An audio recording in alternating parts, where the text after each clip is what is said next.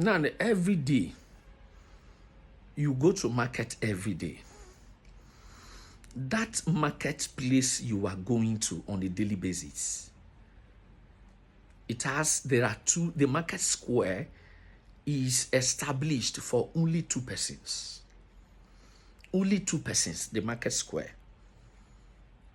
Only 2 persons are expected to be at the marketplace, the market square. Do you get that? Some people call it 3 persons, but I call it 2 persons at the market square. Calm down, let me explain. You're going to understand this better. Do you get that? Now, the market square is established for only 2 persons. Only 2 persons. Now, let me tell you who are those people that the market square is established for. The market square is established for the buyer. The market square is established for the seller. The market square is established for the producer. But now you can put the producer or the manufacturer of the product together with the seller, because the manufacturer of the product is the seller, and his aim is to sell this product to meet with the people's needs, wants, demand, and to solve their problem. Why the aim of the seller is to sell this particular product to solve the needs, to meet the needs and solve the problems of the people at the market square. Do you get that? So the market square is established for only 2 persons. The producer can be the seller. The manufacturer can be the seller. Do you get that? So the market square is for 2 persons, the seller and the buyer.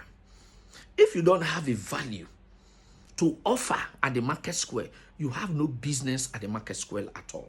You don't have any business at the market square if you don't have any value to present, because the market square is established for those with value that comes to the market.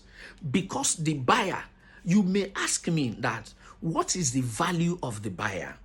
The buyer has a value to present at the market square, because without the buyer bringing money for exchange of the product or the service you have created, you are not being productive as a business person. Did you get that? If the buyer, let me repeat, if the buyer is not bringing in money as an exchange for the product or the service you have created, that you brought to the market square, you are not being productive, but you are valuable. It is when we refer to you, we classify you to be productive. It is when there is an exchange of money for the product you brought to the market square. And that is the reason why I said the buyer has a value to present at the market square. Do you get that? Why the seller has a value to present at the market square?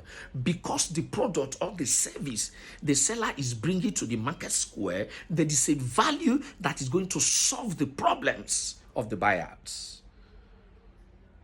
And that product is going to meet the needs or the wants of the buyer. And that is the only reason why we're saying, if you don't have a value to present, don't bother to go to the market square. Because the market square is not for you. It is for those that have a value to present. That is what the market square is for. Do you get that? So you, the producer, you, the manufacturer, you, the seller, if there is no exchange of money to what you are selling, please go home and rest. It means you are not being productive. It means you have no value to present at the market square, because people are not demanding for what you are selling. People are not asking you, what are you selling? Do you get what I'm saying? So you don't have any value to present at all. Don't bother yourself to go to the market square. Thank you.